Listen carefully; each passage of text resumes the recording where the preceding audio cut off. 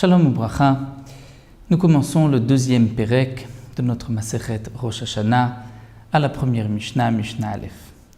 Toujours concernant le témoignage de ceux qui ont vu la lune à l'approche du nouveau mois de Rosh Chodesh, lorsque ces témoins vont se rendre au Bédine, au tribunal, pour témoigner, nous avons vu la nouvelle lune, c'est-à-dire la lune réapparaître après son absence au début du mois. Ces témoins vont se rendre au Bédine à Yerushalayim, mais doit-on les connaître ou on peut accepter le témoignage de n'importe qui? La Mishnah nous enseigne Imenan Makirim Oto. Si le tribunal de Yerushalayim ne connaît pas les témoins qui vont s'y rendre, Meshalchim Acher Imo Le'aido, le tribunal de la ville de ces témoins va envoyer d'autres témoins avec ceux qui ont vu la lune, les haïdos, pour témoigner en leur faveur, pour dire que ce sont deux personnes dignes de confiance, et le Bédine de Yerushalayim pourra accepter le témoignage de ceux qui ont vu la lune. Pourquoi est-il nécessaire d'apporter des preuves que ces deux témoins sont des hommes de confiance? Généralement, lorsque des témoins se présentent au Bédine, on ne doit pas les soupçonner, on accepte leur témoignage. La Mishnah elle-même répond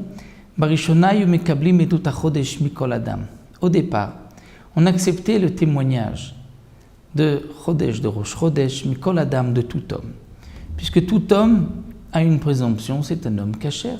Cheskat kashrut, lorsqu'un homme se présente au Bédine, on ne va pas le soupçonner.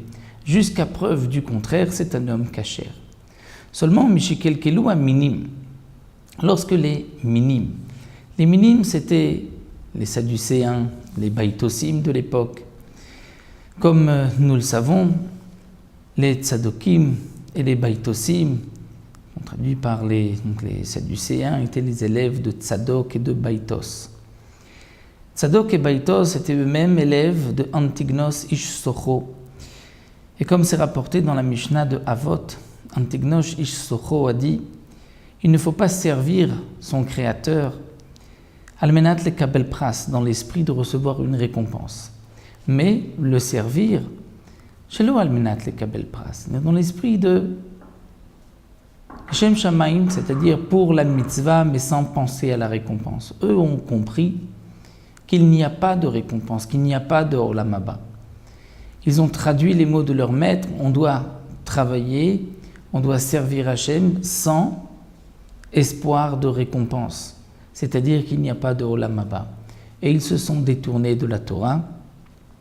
Les Tzedokim, Sadducéens, les Baïtosim, ou encore les Minim, comme nous le verrons aussi les Koutim, ce peuple de Kouta, ne respectaient que la Torah orale, la Torah écrite, ne respectaient que la Torah écrite comme eux l'entendaient. Et donc ces minim, ces baïtosim, avaient un intérêt à ce que Rosh Chodesh tombe un jour particulier, étant donné que, comme nous le savons, ils étaient en discussion avec les Chachamim concernant la fête de Shavuot. Quand est-ce que doit tomber la fête de Shavuot? Pour les Chachamim, on commence à compter le Homer ou Sfartem lachem imachorat ha-Shabbat, c'est-à-dire du lendemain de Shabbat. Le Shabbat dans ce passouk signifie le lendemain de Yom Tov, du premier jour de Pessah. Le deuxième jour de Pessah, donc le lendemain du premier jour de fête, on commence à compter le Homer, et le 50e jour c'est Shavuot. Les Tzedokim expliquaient différemment. Ils disaient non, imachorat ha-Shabbat, on commence à compter après Shabbat, c'est-à-dire que même si Pessah tombe en début de semaine, on ne va pas compter le Homer dès le lendemain de la fête, du premier jour de fête, mais dès le dimanche prochain, le dimanche qui arrive, même si c'est décalé de quelques jours, afin que Shavuot soit aussi un dimanche. Et donc, à l'approche de Rosh Chodesh Nissan, les Sadducéens étaient prêts à payer de faux témoins pour venir tromper le tribunal, le Bédine, afin que Rosh Chodesh puisse tomber un Shabbat. Si Rosh Chodesh tombe un Shabbat, donc le premier jour de Pessah tombera aussi un Shabbat, et c'est le lendemain, un dimanche, que l'on commencera à compter le Homer, et Shavuot sera aussi un dimanche. Donc parfois, lorsque Rosh Chodesh est tombé un Shabbat, ou un dimanche, ou un vendredi, eux faisaient en sorte à les mêmes payer de faux témoins, afin qu'ils viennent témoigner que Rosh Chodesh c'est Shabbat. Donc c'est pour cela que les Chachamim Mitkinu ont institué chez l'Oyum Mekablim Elamina Makirim, on accepte le témoignage uniquement de ceux qu'on connaît.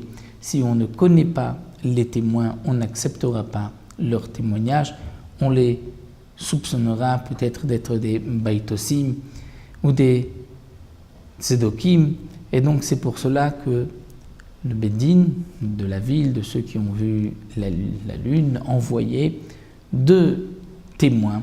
Acher, ici, c'est donc un autre groupe de témoins, 2 témoins pour témoigner en leur faveur. Et ces 2 autres témoins pouvaient aussi transgresser Shabbat, comme nous l'avons vu pour les témoins eux-mêmes qui vont se rendre à Yerushalayim. Eux aussi pourront transgresser Shabbat pour venir témoigner que les 2 personnes, les 2 hommes qui les accompagnent sont dignes de confiance, et ainsi le Bédine pourra accepter leur témoignage et fixer le jour de Rosh Chodesh en fonction de leur témoignage. On se retrouvera pour la deuxième Mishnah